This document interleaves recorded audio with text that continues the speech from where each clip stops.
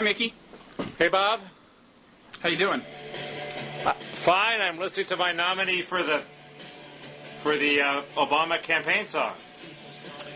Oh, gosh. You know, if you would give me some advance notice, I could have a clever little bit of repartee there, but I have no idea what it is. But check it out. It's really good.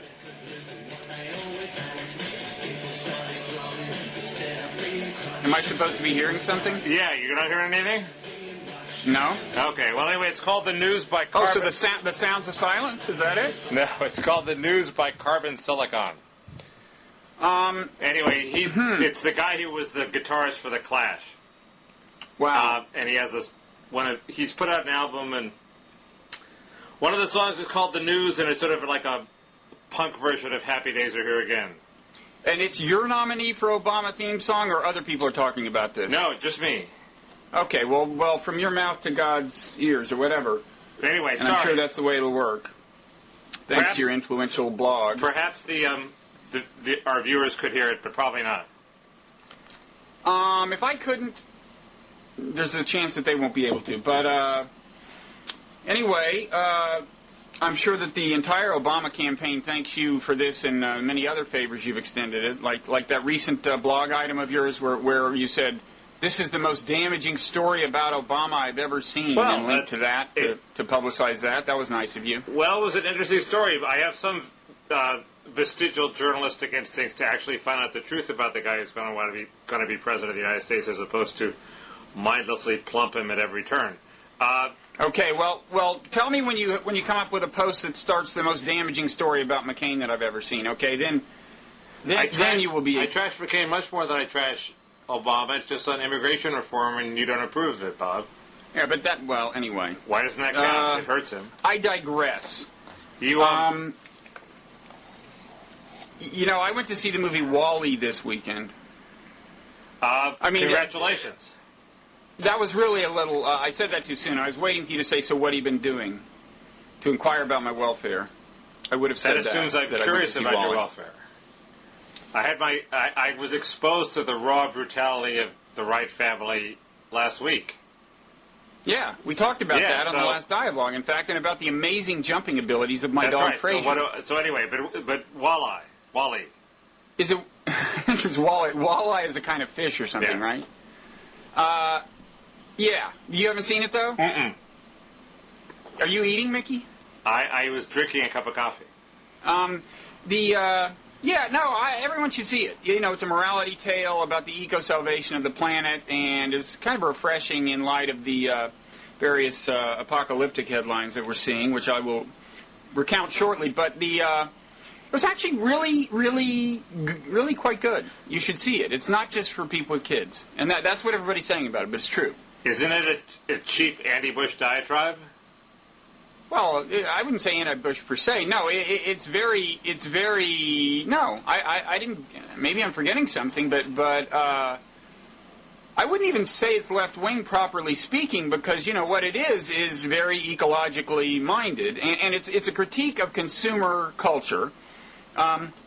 It's also a critique, ironically, given the fact that it's a Pixar movie and Pixar's owned by Apple, it's a critique of the culture brought to us by computers, which is to say, one of increasingly virtual experience. Where, for example, you might have a conversation with somebody when they're not actually in the same room with you. You know, I find that deeply unsatisfying.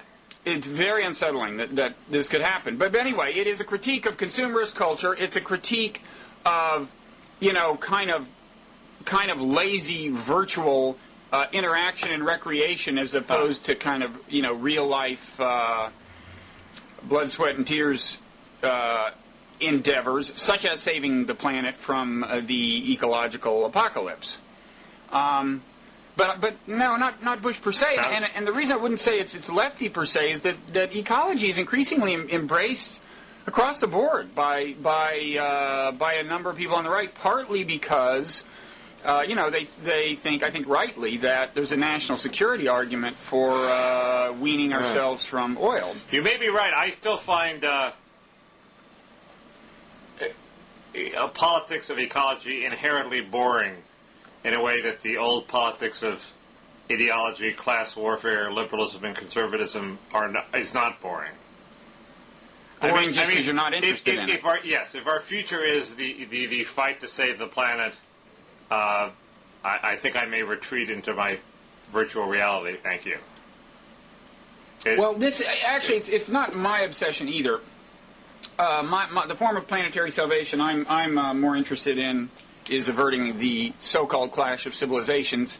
But well, there you go. I think it's important, and I think it's something we can rally around. It's something that, in principle, could bring a number of nations together. But good movie. Anyway. I mean, it's also. Well, go ahead. Sorry. Rallying is not the word I would use.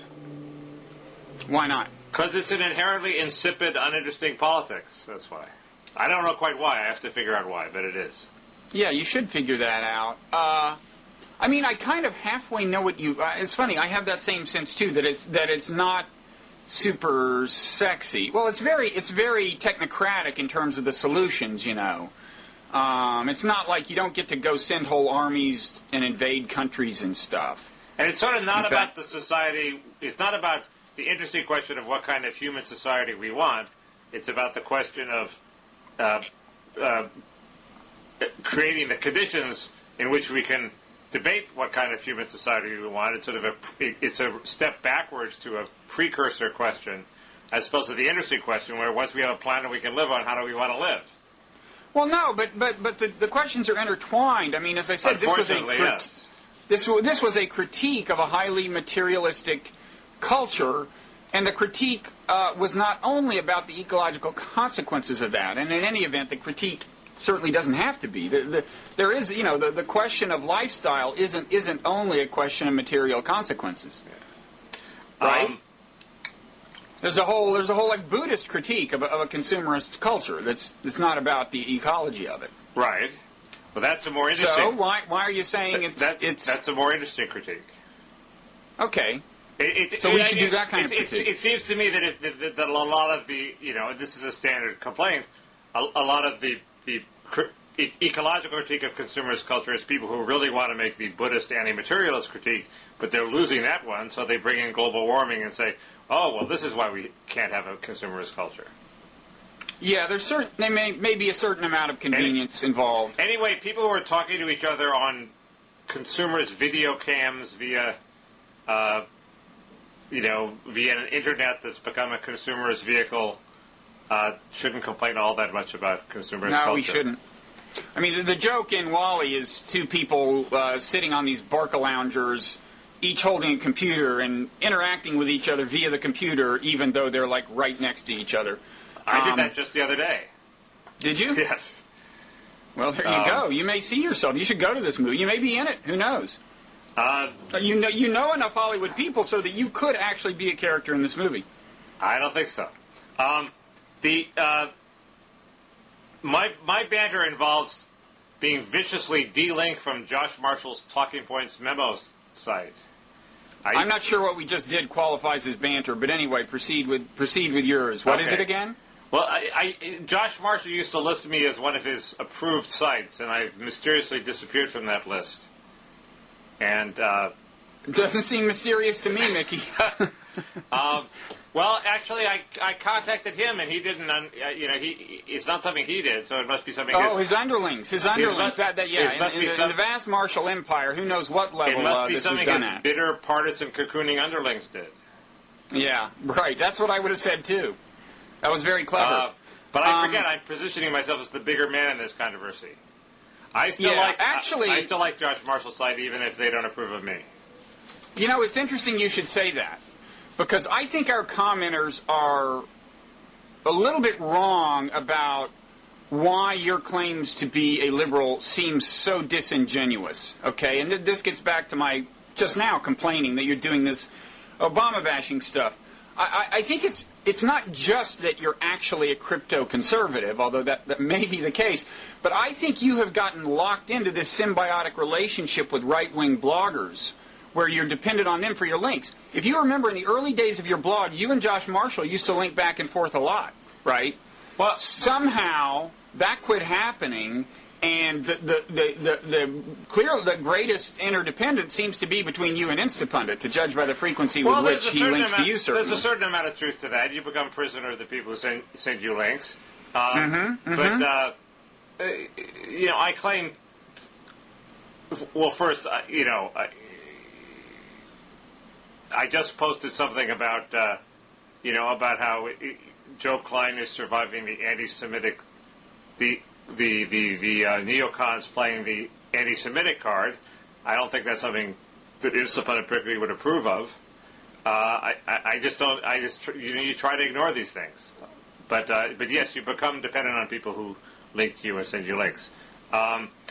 Yeah. So what? Everybody is. But if you're blogging heads, on the other hand, Josh Marshall has the problem that he's dependent on advertising for people who are looking for a reliably partisan Democratic site and want to use it to shill for campaign funds. I submit that is a more serious conflict that he has to deal with. Should I send Josh Marshall the Dinglink with this devastating critique of him? I think I've made it before. When he started getting money from there's a New York Times magazine article that chronicled the day money started rolling in from blog ads. He became less of a neoliberal site and more of a partisan, Democratic fight side. He's a man of integrity, and he is still. I don't think he's changed his views, but I think the site's emphasis changed and in ways that are consonant with what his advertisers wanted. He still says, things like "I am a Zionist," and he writes a pretty moving, essay on why he's a Zionist. No, and no blogger did more to pave the way for the Iraq War than Josh Marshall, even though he was against it by the time we invaded. He had shifted against it. But he was, publicizing Kenneth Pollock's book and saying, yes, it does make sense and it's compelling, and it certainly helped. It certainly helped pave the way in my mind for the Iraq War. So, Mickey, this link to your site getting taken off of his site seems to have really taken a toll here. We're laying out a pretty broad gauge critique of Josh Marshall here. I guess I'm not doing a very good job of. What do you think about his connection to global warming, Mickey? Okay, we've covered the Iraq War. What else has he done? I guess I'm not doing a very good job of sucking my way rising above it. Rise above, man. You're bigger than this. You're Mickey Cows. Come on. It's a great site. He had a good item about McCain just today. McCain said that the basic funding mechanism of Social Security was a disgrace. A little late for that makeup call, Mickey, but I'll tell you, I'm going to spend the rest of this dialogue trying to raise your serotonin level so that the next time somebody takes you off of their blog roll, which is probably happening more frequently than you realize, you'll be able to rise above it. Okay? Thank you. That's why we go to you for therapy, Bob. A lot of people come to me for counseling, man. And there's a reason. Now, just to get you to slightly depressed before the long phase of serotonin raising, a lot of headlines about the apocalypse over the last 36 hours or so. Okay, so like I think it was yesterday that a suicide truck bomb at the Indian embassy in Kabul took the largest toll of any terrorist incident since the Afghanistan war in Afghanistan. Today, the U.S. Consulate in Turkey, some guys shot up the security guards there. Also today, Iran announced that it had test launched several missiles, including one that supposedly can reach Israel. Well, only one of those is truly apocalyptic, Bob. The last one. Hey, I'm not done, man. Okay. What was going to be the silver lining on the week's news, which was that oil prices dropped a little yesterday, sending the stock market up. Well, so much for that, because with the missile launch, oil prices went back up, stock market continued its long plunge. Okay, now I'm done. You're turning into Juan Cole seeing catastrophe around every corner. Well, he does pretty good traffic. I could make a living off of that. But what's your reply to this? Well, the only one that seems of lasting significance, unless you're going to react in horror to every bombing around the world, is the Iranian missile test, and what I can't tell is, are they trying to deter a confrontation with Israel or provoke a confrontation with Israel? I think deter. I mean, the whole thing. I don't think they want to be bombed. It's actually a common human sentiment is to not want to be bombed. Although you can imagine how it could work out for them well politically in some gruesome long-term sense. But no, I mean, Israel had staged these exercises, these Air Force exercises that were correctly taken as a hint that they were thinking about bombing Iran. And one question is, what message were they trying to send? Was it just to Iran, or was it also to the larger community saying, come on, let's get serious with the negotiation and don't force our hand here? But the reason people worry about a fairly near-term Israeli strike is because the timetable isn't set by the Iranian nuclear program. If it were, there would be no reason, I think, to bomb within the next year. But it's set by the American political electoral timetable, right? Because Israel would want to do this not just before Obama might be president, but really before you have any new president. I mean, it's just an easier thing for a lame duck president with only a few months left to sign off on. Well, you think? Right? Because it would be very controversial. Because there's of course a connection between the that and the Iraq War. I mean, the Iraq War looks like it's going pretty well for us. The one thing that could really screw us up is if Israel attacks Iran and Iran retaliates in Iraq by upping the amount of sponsored terrorism. And Robert Kaplan makes that point in a pretty good Atlantic post that we'll link to, and pointed out that that's why we're unlikely to give Israel the go-ahead, because Gates doesn't want to screw up the progress he's made in Iraq by having this retaliation. There's another that point sort he of makes, which is to me. Kind of, but and there's one other point he made to that effect, which is that the thing would have to have America's fingerprints all over it, because they would need to fly through Israel would need to fly through our airspace to do the bombing, either through the Gulf or over Iraq. They sort of need our permission, yes. Right. But I would say that with Kaplan, I mean, my interpretation of that post, where he winds up thinking that the strike isn't going to happen, is that's just him being pessimistic. He's a famous pessimist. I mean, you think I'm bad about anticipating the apocalypse? He's been doing that for He wants the strike to happen, and he's pessimistic. I think Kaplan would definitely want it to happen. Yeah. Just because he worries that a nuclear weapon in Iran's hands would be trouble. Lots of things about his past writing lead me to the conclusion. I mean, there's this weird sentence in his.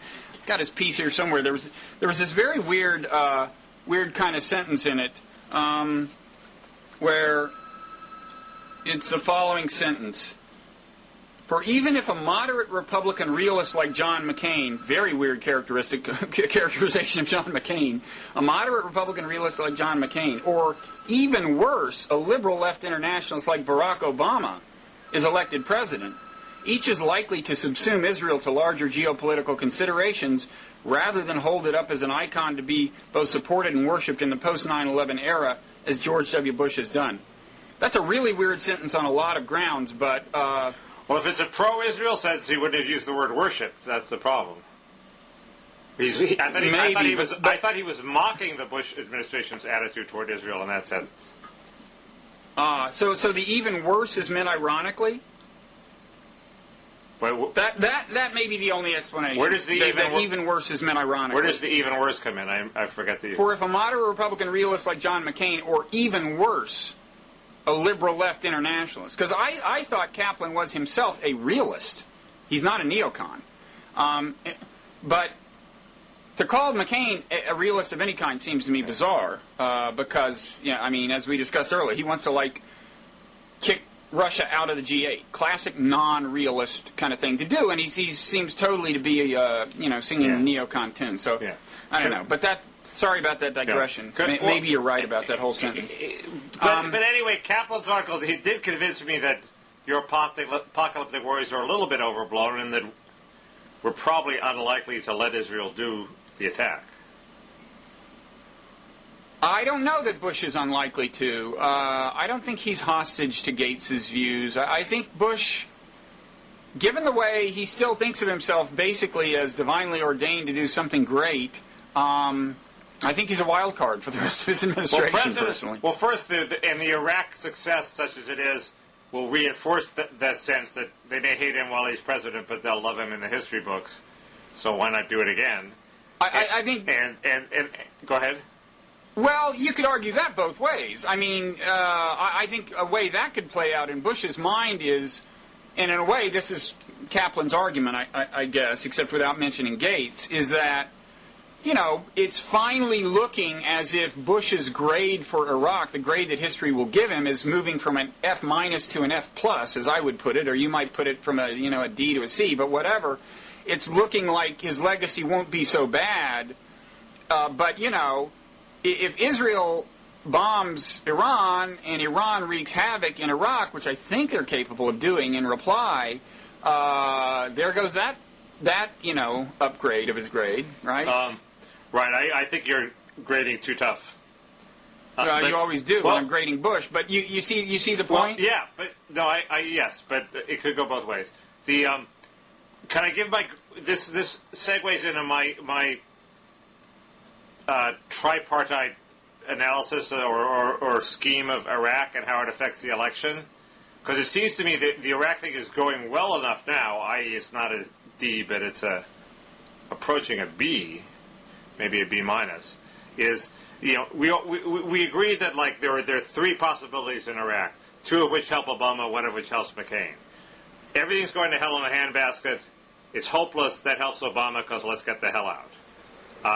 Everything's... Well, and just because he was clearly right about the war and McCain was clearly wrong, and that's more vivid if that's the case, right? Well, but if you assume that elections are about the future, it's also, if it's a lost cause, why stick around and have our people get killed? I think when you're in the middle of a clearly catastrophic war, the election is partly about the past. If one candidate clearly favored it, either way, it helps Obama. That's not, it helps Obama. Let me get through this. And if it's really good, if everything's going swimmingly, it helps Obama because, hey, we can withdraw and everything will be fine. And it's only if it's in the middle, if it's like tentative, fragile success that would collapse into chaos and genocide if we leave, that McCain is helped. It seems to me that developments of the last few months are moving us from the middle category where it helps McCain to the it's so good it helps Obama category. In other words, we're now at the point where people are less worried about Obama withdrawing because they don't think he's going to snatch defeat from the jaws of victory and screw things up. And McCain's only argument is, hey, we should stick around to really capitalize on the success of the surge. And I don't think that he gets much traction with that argument. Well, I think it's true that if things seem really stable in Iraq, then Obama's, his withdrawal plan looks pretty good. And that helps him. That part of it helps him. I think the other thing that helps him, I mean, the downside of that from his political point of view is that the war is not so obviously a disaster, even though I think it was a disaster regardless. But what I think is helping him politically is really two things. One is watching Afghanistan fall apart, which everyone seems to agree it's kind of doing, because almost everyone agrees that one reason things are so bad in Afghanistan is the diversion of resources and attention to Iraq for the war. So Obama can make that argument that Afghanistan would be, in much better shape. And not only that, but the instability from Afghanistan spreading to Pakistan, which, of course, has nuclear weapons, because a lot of the Taliban are now located in Afghanistan. So that's... in that sense, it's in sheerly political terms, you could argue that it's kind of the best of both worlds for Obama. Well, that just reinforces sort of what I said. In this context, attacking Iran is one of the few things that could help McCain, because it would screw up Iraq enough to put it back into this middle category of we don't know what the outcome is. I kind of beg to differ. I think Iran also plays into Obama's hands analytically, because if you ask, why would Israel attacking Iran be so problematic for the United States? a big reason is the consequences of the Iraq War. We are there, and we are vulnerable to disruption from Iran in retaliation for an Israeli strike. So that's a talking point for Obama, I think. What's the scenario where you're imagining this helping? I was just applying this analysis to the point of absurdity, whereas because it would make put Iran back into the category where if we pulled out, it would be a disaster. But you're right. Yeah, you're right. It would kill McCain. It would kill McCain if well, and also just try to play out what would actually happen on the ground. I mean, you can well imagine if Iran retaliates big time in Iraq, as well as, they claim that they're going to send missiles in the direction of American ships in the Persian Gulf. So in any event, you can imagine that actually starting a war between Iran and American forces over there. And I don't think many people are going to be enthusiastic about, just when Iraq seemed to be stabilizing, us suddenly being in twice the number of land wars we were in before over there. Here's an interesting question. I always thought that taking Iraq off the table doesn't really hurt Obama because McCain has no other issue except Iraq. There's all this talk about let McCain be McCain, and Rich Lowry pointed out that letting McCain be McCain means he talks about Iraq constantly because that's what he wants to talk about. So I'd always thought that if you sort of take Iraq away, Obama wins even bigger because on domestic issues the Democrats win. And I'm now beginning to wonder if that's true. If you really think about taxes and the Supreme Court, there are domestic issues on which a Republican candidate should be able to score points against Obama. I don't think McCain is that candidate. But it's I think on gas prices he may be able to. But in what? Gas prices. The drill here, drill now movement. Man, that just so doesn't... Maybe it's because I'm one of these rich West Siders. I'm not rich, but I'm a bachelor, so I don't have a lot of expenses, where I would gladly pay $2 more a gallon and have all the people who can't afford to pay $2 more a gallon off the road so I can get to where I want to go, which is what's been happening the last month, is that in L.A. you can now get places for the first time, and so high gas prices are sort of my friend. And it's a horrible sort of truth, dirty little secret of the rich to admit this. No, but I think there are some swing voters who aren't looking at it like that. But obviously polls show gas prices are really important, and everybody's trying to capitalize on gas prices, and it does not strike me as a promising strategy for McCain, because people know that drilling in Anwar and wherever we're going to drill isn't going to. A, it's not going to solve the long-term problem, and B, it's not going to solve the short-term problem. So, because it doesn't come online soon enough. So no, and I mean, if I were Obama, I would kind of be tempted to turn gas prices into a big national security issue, and although I'm not sure he can do this politically, but I mean, somebody might as well make the accurate point that, look, the sooner we wean ourselves from oil, the better for the world. I mean, not just because, Arab authoritarian states in particular, it's kind of, the high oil prices empower them and in a way that's particularly bad for their further political evolution, right? Well, where am I at? It gets complicated from there because McCain would claim that it's his goal, too, to wean us from oil. But the fact is, and this is the part that Obama probably wouldn't say, the fact is, lowering gas prices is not the way you wean us from oil. But you said there was a larger issue than the fact that oil supports authoritarian Arab states? Oh, sorry. I just meant that in a very abstract sense, oil is bad for any state as a bad resource to be dependent on. But it does happen that most of the states we're talking about are Arabs. There's also Venezuela. Yeah. The problem is if you talk about it in national security terms, that one logical response is, well, let's have energy independence, which is a really terrible idea. I think it's a great. It's a great slogan, and oil independence independence is a terrible idea. Well, I think it's a good slogan, and I think most of the things you do in the name of energy independence are things I'd personally approve of. It involves a lot of drilling off the coast and in Anwar and ripping up the Rocky... I don't mean that kind of thing. Ripping No, up the Rocky Mountains oil shale. I want to wean us from oil per se. Yeah, well, weaning us from oil. And you don't do that by lowering gas prices by drilling for more oil. Well, what's going to convince Americans to do that is that they can see all sorts of neato solar and electric cars that they can drive, and they want them. So and that's happening. That's about to happen. No, I mean there's this car that has a range of 100 miles, and all you do is plug it in. And so, however your local electricity is being generated, whether it's coal or natural gas or whatever, that's what's being consumed. Well, there are hundreds of cars like that, and one of them's going to catch on. So. Yeah. I think enough about that. You started to segue into. I had one more question, which is Maliki announced that he wants a timetable. Yeah. And who does that help? And I think that also helps Obama, doesn't it?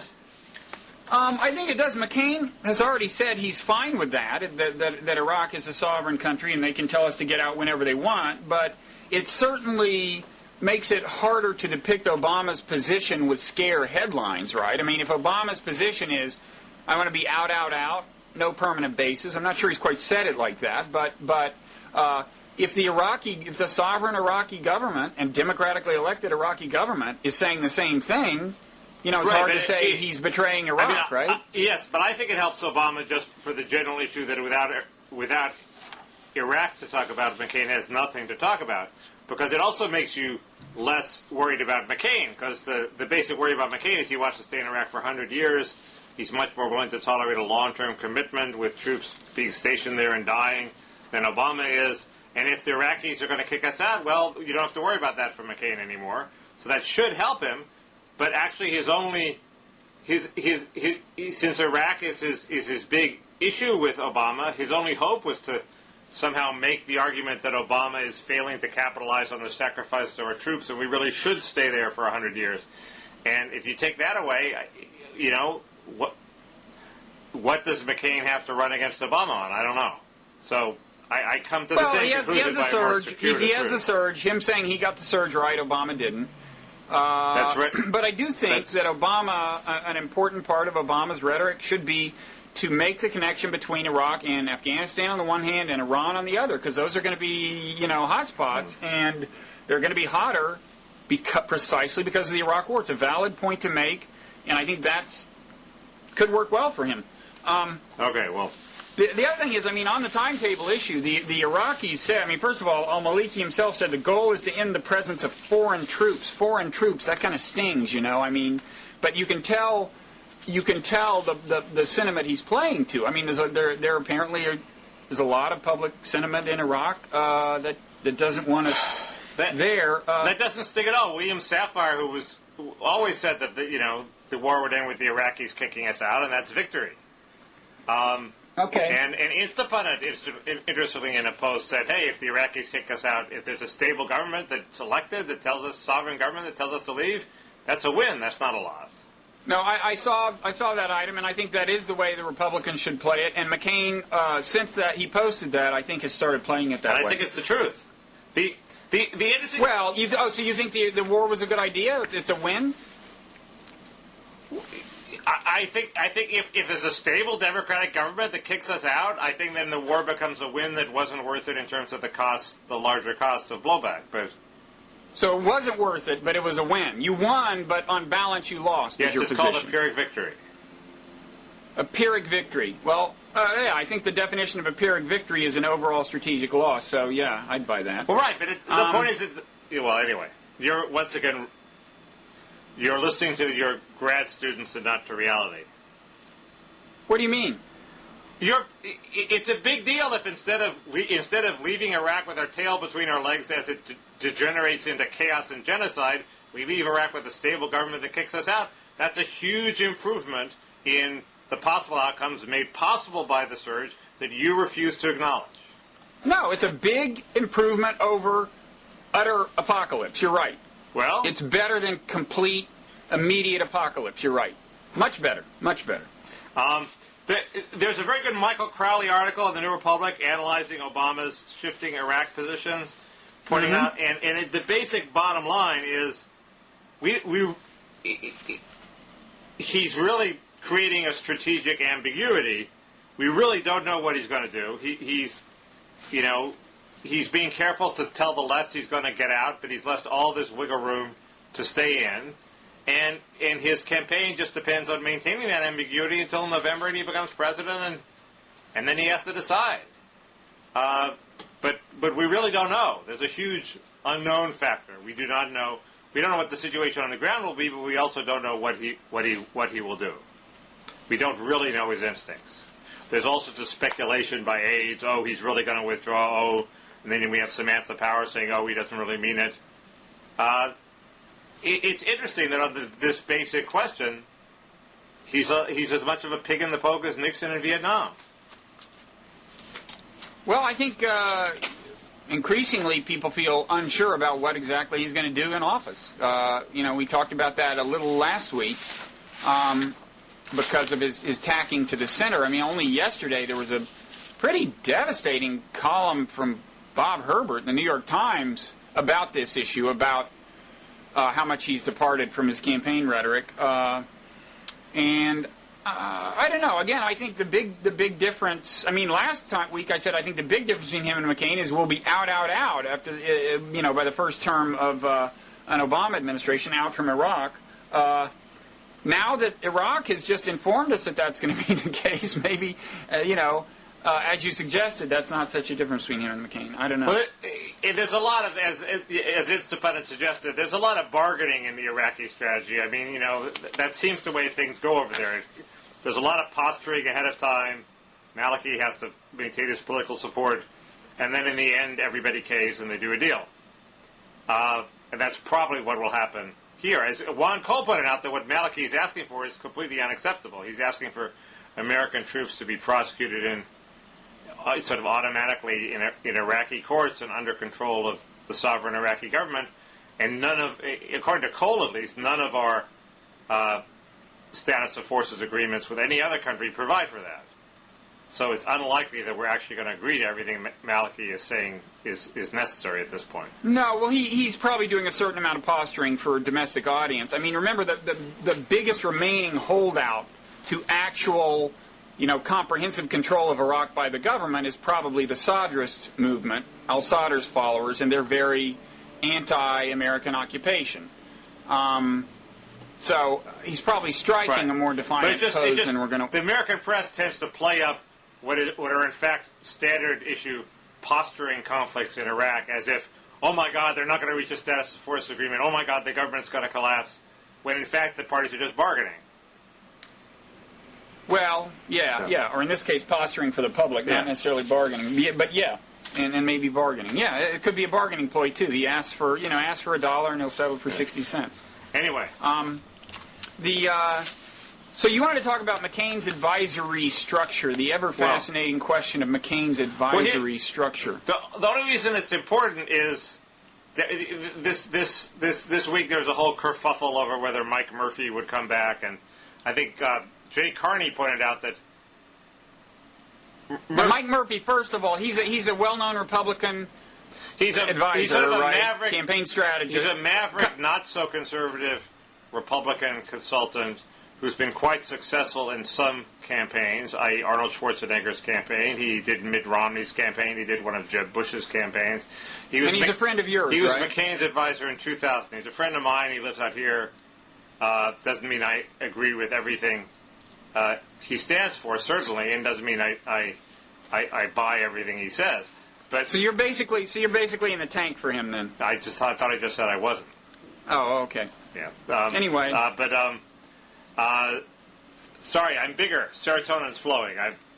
You're bigger than that. I'm bigger than that. I'm bigger than rise above my provocations. I'm bigger than getting annoyed by your cheap provocations. Yes. Anyway, there was always McCain reshuffled his staff and did not include Murphy, which is sort of what you'd expect, and then you would expect McCain to fail and fail and fail through the summer, and then at the end of the summer, McCain will panic and bring in Murphy. That might have happened, but Bill Kristol wrote this column saying, "Where's Murphy?" which, as Jay Carney said, sort of did Murphy in because it sort of raised his salience in a way. So now everybody's saying, well, Murphy is out. He signed a deal with NBC News to be a commentator. He's not going to come back. Why? First, I don't quite believe it. I think he can still come back. But second, why is this important? It's important because sort of the only... Wait, can I ask you a prior question? Yeah. Why would Bill Kristol's pro-Murphy column have finished him off? I mean, it was plainly designed to help Murphy wind up in the campaign. It was totally... And in fact, the logic was, I mean, my reading of Kristol's logic is he associates Murphy with the theme of, quote, national greatness, which of course is code for neocon foreign policy. But in any event, whatever Kristol's motivation... Well, that's one kiss of death right there, maybe. Well, it was designed. It is code. It was designed. Here they papered over this issue. Murphy was at least temporarily out. He was waiting in the wings. This said, okay, this is a big issue. It's being debated in the pages of the New York Times. We have to decide now: is he in or out? At the same time, Kristol sort of galvanizes the opposition to Murphy by slavishly praising Murphy, as if only he can save McCain. So all the other people who are saving McCain get pissed off. And they make McCain make a decision, and McCain decides Murphy's out. So it provokes a decision that otherwise wouldn't have been made, and he didn't provoke it in Murphy's favor. So Kristol is an inept political operative, you're saying? Well, duh, but also... no, is he famously inept? Is he famously inept? Well, he's been apt and inept. Sometimes it works, sometimes it doesn't. But keep in mind, I mean, he was a champion of comprehensive immigration reform. How did that work out? But...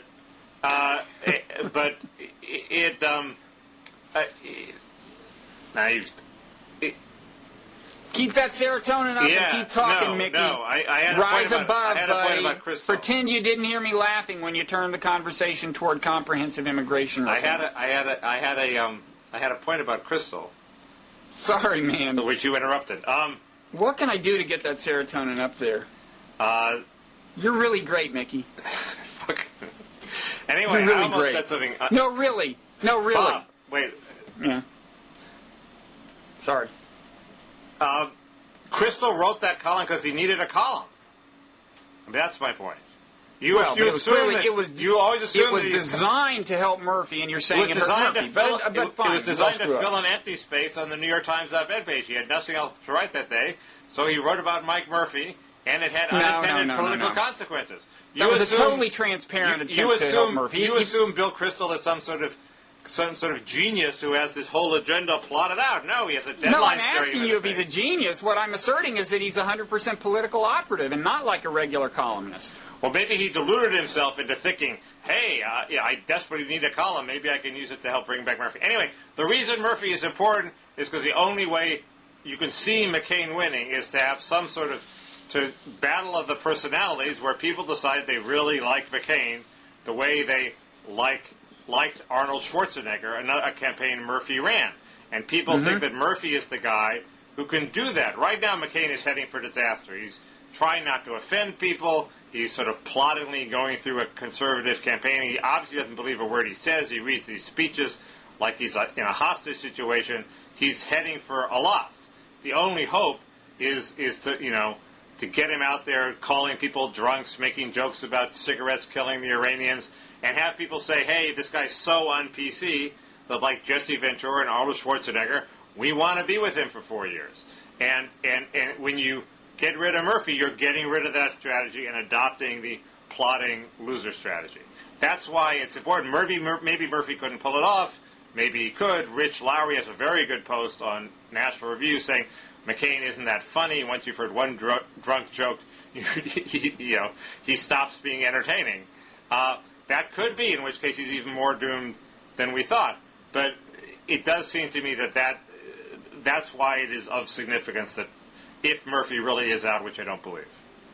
So wait, to some extent it's a choice as to whether we turn McCain into this likable, attractive person, create that image of him, or, I mean, not that he's not already thought that way in a lot of quarters, but he had that image in 2000. Right, so it's either revive that image versus the kind of policy-by-policy positioning? Yes. Okay. I do think that sometimes the entire pundit class overestimates the importance of issue-by-issue positioning by candidates. Totally. And underestimates just the sheer impression they're making. And I think that's the miscalculation Obama's been making in readjusting himself policy by policy, and in the process totally recasting the image of him that people had.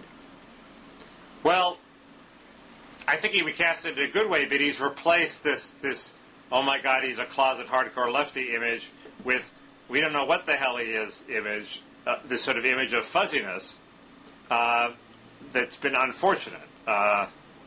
Well, I mean, you're starting off with your perception, oh, he's a closet lefty. I was thinking about the perception of people other than you, like, oh, he's this interesting guy who is above politics and could help unify the country and so on. Well, he could still be that and still be fuzzy. I mean, I don't think he's killed that. He's lost the idea, he had this image as a transcendent figure. I don't mean I was, like, naively buying it in all its dimensions. I'm saying he had cultivated that image successfully among a lot of people. I guess. I mean, it seems to me people also thought he was a crusader for truth and justice against the Iraq War and for national health care, et cetera, and he's fuzzed up that a little of the Iraq War, at least. So that has a specific left ideological component, whereas you gave, there's also this anodyne, I'm above politics. I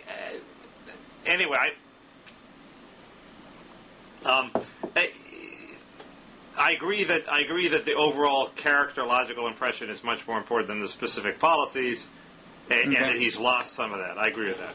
It relates. Go ahead. Well, no, nothing. It relates to this Kinsley article on Al Franken, where he talks about how so much of our professional political class is designed to avoid taking umbrage, or giving umbrage, and saying anything that might offend anybody. And Al Franken is a guy who's most of his life has been saying things to offend everybody. Now he's trying to enter politics, and this is an interesting test case of whether you could do that. But Schwarzenegger and Jesse Ventura were also that test case, and McCain could also be a character who fights this in a way that Obama doesn't, fights the transcends conventional PC politics by being completely PC and offending everybody and saying, so what, I'm a human being. That's the... So that was his image, McCain would be the pro-Kinsley candidate here, who would that is true. Who would violate all these sterile norms of politics.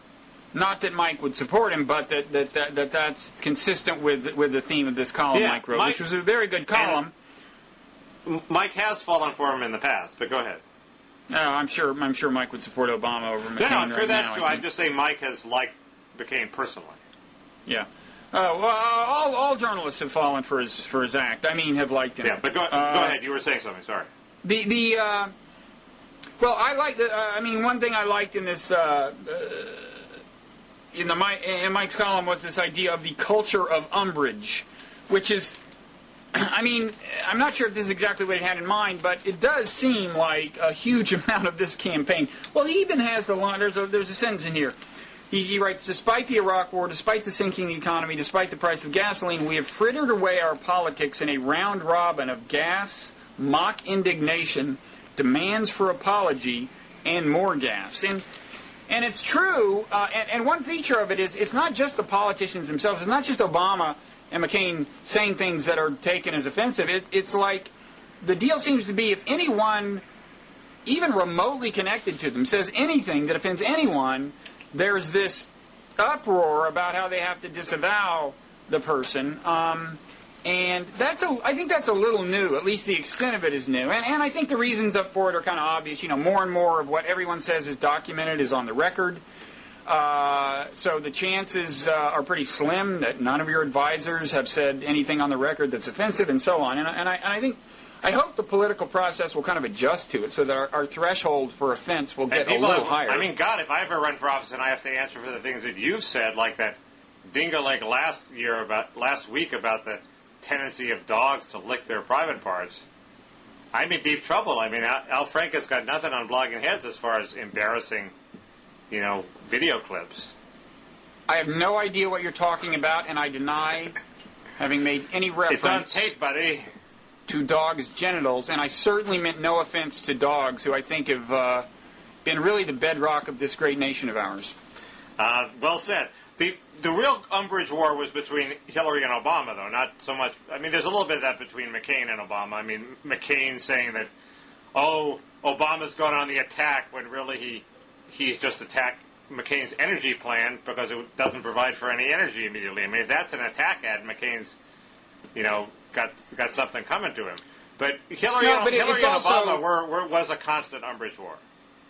But it's also, again, disavowing, Obama has to disavow, Wes Clark, Samantha Power, what's his name, Malley, the Middle East advisor. It's You're forgetting Reverend Flieger. Yeah, well, that's the only one McCain's done. He still hasn't denounced Reverend Parsley. Now let me switch to favoring these denunciations. It's interesting that McCain denounced the guy who offended Catholics, but refuses to denounce the guy that I think he's equally close to, who calls Islam an evil religion. So I guess the rule is, you cannot moderately offend Catholics, but you're allowed to say anything about Muslims, I guess is the rule in the McCain camp. You're talking about Reverend Hagee, not Reverend Flieger. No, I didn't say Swigger. I thought I said Parsley. Okay. Hagee offended Catholics. McCain disavowed him. But Parsley said Islam is an evil religion, and I don't think I could stand to be corrected, but I don't think McCain has disavowed him. But I digress. Well, I disavow you, and I denounce you. I accept that stoically because my serotonin level is not as low as yours, Mickey. You know what? I'm brushing the dirt off my shoulders here. You're employing powerful pop culture memes. There's no way I can resist that. That was a dog whistle to the hip hop part of our audience. It's like of our demo. Well, anyway, don't get me started on hip hop. Okay. Obama praised. But another time. Let's talk about it next time. It's a good topic. Send me something to read about it, and we'll argue. I'll defend it or whatever. Obama sort of gives this lecture to high school students where he says he praises Lil Wayne, and Lil Wayne's big hit now has this, like a verse where he's having sex with Hillary Clinton. It's like it's not clear that Obama. It seems to me Obama should be more skeptical of the amount of filth and degeneracy in hip-hop culture as opposed to pretending he's hip and embracing it while giving stern lectures, Bill Cosby-esque lectures to high school students. At least Bill Cosby is sort of frankly adversarial and sort of a pissed-off old man. There's a sort of gritty integrity in that. I am not a big fan of the overall moral tone that seems to me to emanate from a lot of hip-hop. Let me say that. Yeah. While admitting that I have almost no familiarity with the actual content of it. But anyway, we can talk we should have that discussion, but next time we should have the hip-hop discussion. Let's save it. Okay, we'll both make fools of ourselves, but that's what we're here for. Not the kind of fools we'd make if we tried to talk about it right now before I've read anything about it. Good point. Well, John McWhorter has a book on hip-hop. So we should, I know, new book. He's discussed it on Blogging. So we should review that material first. Then we will. Yeah, I'll go. I've listened to his dialogue about it, so I'll be well versed. I should move to comments unless you have further. No, go ahead. Comments. Okay. Comments are your people, all 12 of them. One of our I'm going to get to that, Mickey. One of our commenters says, "My goal, quote, to achieve alpha commenter status," which I believe comes from being mentioned in Bob and Mickey's viewer comments section. That's what this commenter says. And if I mentioned his or her name, he would have achieved his or her goal. He or she would have. But you did. But I'm not going to do that. I'm not going to do that because you do not reach alpha status that easily. Sorry, bud. You're cruelly toying with him. It was, yes. I think you have serotonin poisoning. No, I just want to encourage a little more substantive input to our comment section. Now, you'll be happy about this. The commenter known as BRUCDS, and this is an example of the civilizing effect of our comment section, which I will return to later. BRUCDS made this post about our last dialogue. Christ Kaus is a... And then there's a slang reference to a male genital, Mickey. And then he says, I can't listen to this one, meaning this dialogue. Now, if you came back some minutes after this was posted, you would see that it had been deleted by the very guy who left it. And he posts, and there's a place you can fill out your reason for deletion, and he says about his saying Christ kaus is a male genital. He says this: a trivial truth, hastily and rudely blurted out. So there, Mickey, he kind of takes it back. I don't think he took it back. That's supposed to build my serotonin level, Bob. This is thank you for mentioning that. Well, anyway, he did delete it. I'm deeply gratified. No, but okay. Well, let me move on to what a hostage I am to my base of commenters, as you alleged last time. You're building this whole self-reinforcing cocoon by citing commenters who agree with you. No, I have done shout-outs. That reminds me. Pacivorus, one of our many cherished, or too few but cherished conservative commenters. I think I comprehend in only a vague way that he deserves some kind of get-well card. He suffered some foot injury. It sounds like it might actually be quite severe many months ago, and he's been recuperating from it. This is what I infer from the comment section. Man, so even the little sparrow does not escape your notice. You worry about world apocalypse on the one hand and Pacivorus's foot injury on the other. No, I do. I mean, it sounded like it's been like a career-changing event for him, I think. Okay. It sounds like, if I understand the thing correctly, he was a handyman, and he's not going to be able to pursue that craft anymore. Oh, okay, that sucks. Yeah, right. Okay. So it's serious. And I meant to say that last week, actually. I meant to say, get well, or whatever you say. Okay, so from B.J. Keefe, this gets to the subject of how I'm a slave to my base, as you claim. He, after, totally trashing me for kind of seeming to trash Obama for all the alleged flip-flopping, or at least, pivoting last week, after doing that, the next day on another dialogue wrote, Bob, I guess I owe you a little bit of an apology for my comments, because he had just seen much the same case made by a different blogging head, and this apparently was more persuasive, and he kind of saw how there was some merit to my position. But what's interesting is that when I saw that he had apologized, I had that feeling, I knew he was mad at me, and that feeling you have with people where like you think you've offended them and you think they're mad at you, and then you see them and they're fine with you, and there's a sense of relief. I know that feeling. Is it scary that I had that feeling with a commenter? It is. Why was he mad at you? Because I had kind of trashed Obama. On the Jerusalem point? No, on pivoting in general, including that. You and I had spent a lot of time on the pivoting. He thought I should have criticized McCain more. Yeah, that's sort of pathetic. Shouldn't you...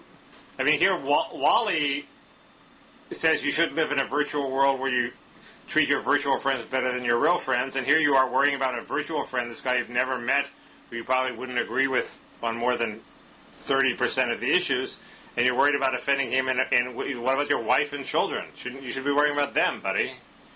Wow, that was an amazing connection you made to the early part of the dialogue. And it imparts such symmetry to this that I'm tempted to just end the thing now, but I don't want to. I have a couple more things. Okay, I'll just take a nap. But I should say, B.J. Keefe is a particularly benign influence in the comments section. Okay. It's not like just any old commenter could make me feel guilty. Although a number could. I'll be the judge of that. But anyway, I'll just take a nap while you talk about the commenters. Well, no, wait. We're coming to you, Mickey. Okay. So you made this critique well, here, I'll let Uncle Ebenezer say it. So Mickey whines that the comment board is dominated by 12 liberal commenters, hereafter referred to as the Gang of 12. Well, first, it seems a strange complaint from a self-defined Democrat. He makes a good point, Mickey. Why are you complaining about liberal commenters if, as you claim, you're actually a liberal? Well, I'm not that kind of liberal. Okay. Neoliberal. We hate liberals.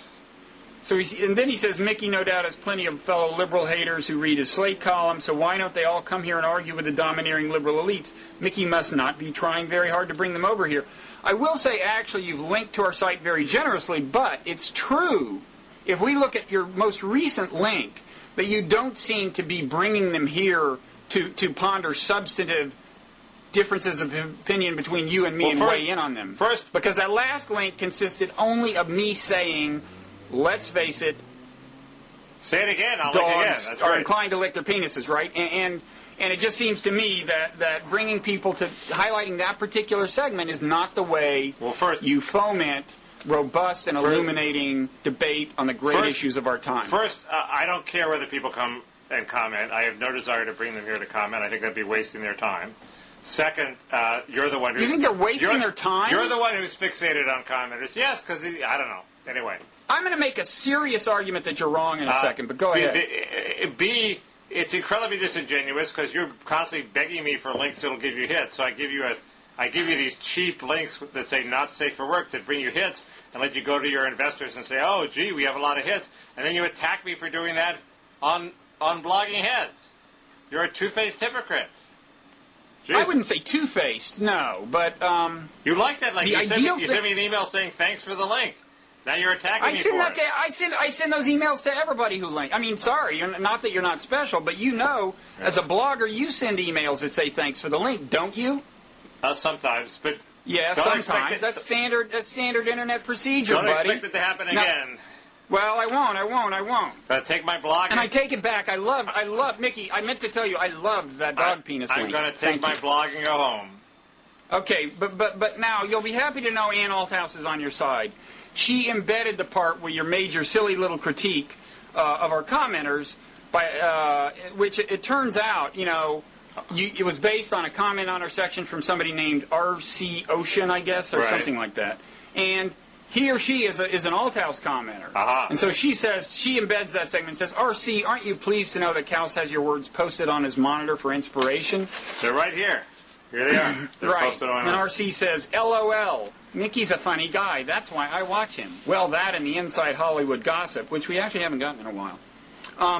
But anyway, Althouse's commenter Verso points out that, well, you might use the phrase trivial truth, as we used earlier, that it's actually a well-known fact that all comment sections, if you see like 100 comments, it turns out there's only 20 people doing them. That's just the dynamics of comment sections. And so it's like not an especially pioneering observation on your part. No, but the serious point... But I had veered away from reality, so it was a dose of cold water that brought me back to the reality that you're spending a large part of your life whoring after the affections of 12 people.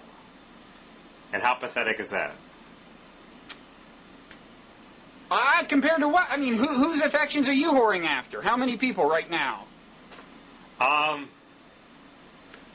also, they're probably all, women, and some of them are married, and you shouldn't be even thinking about their affections. But go ahead. No. How many people? No, you're probably... How many people? How many people are you whoring after the affection of right now, Mickey? Probably 12, but they're not. Okay. But they're not. They were selected by me, not self-selected people who happened to nominate themselves to comment on my website. Big difference. I don't know. I actually think real physical life is just like the internet. You go out and you do this presentation of self. You send out these vibes. People who respond to them, they become your sphere of influence. I thought your whole theory was based on the fact that the web has changed reality so that we actually have different social interactions and more terrorism and all sorts of bad things happen. And one of the bad things is you pay attention to your commenters. No. If you had commenters, Mickey, which you'll have if you ever have a real blog, you would pay attention to them too. No, I'm sorry, I take back that part about a real blog. I actually have commenters, but they're in the fray. They're buried in the fray, and you never look at them, and they know it. All this is true.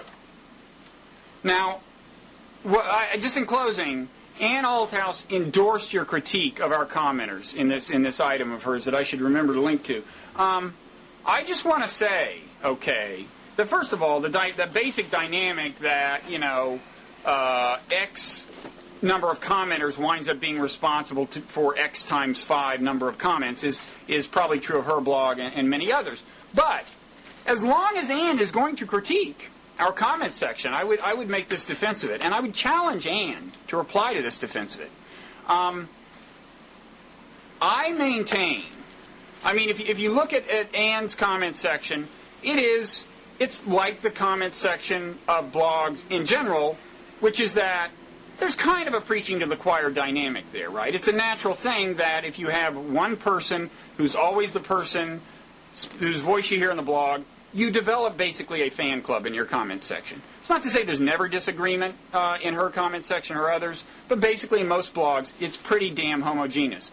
Now, Mickey, you may think ours is really homogeneous, but the fact is, if you look at our comment section, I would like to know if anybody can find another comment section anywhere in the internet, may be there, I'm just not aware of it, where you have as vigorous a debate covering as wide a part of the ideological spectrum conducted in as usually civil terms as you often get in our comment section. Our comment section used to be much better than it is now. Now it's dominated by these lefties. It used to be much more Catholic. I claim if I had a blog, I would not have a fan club.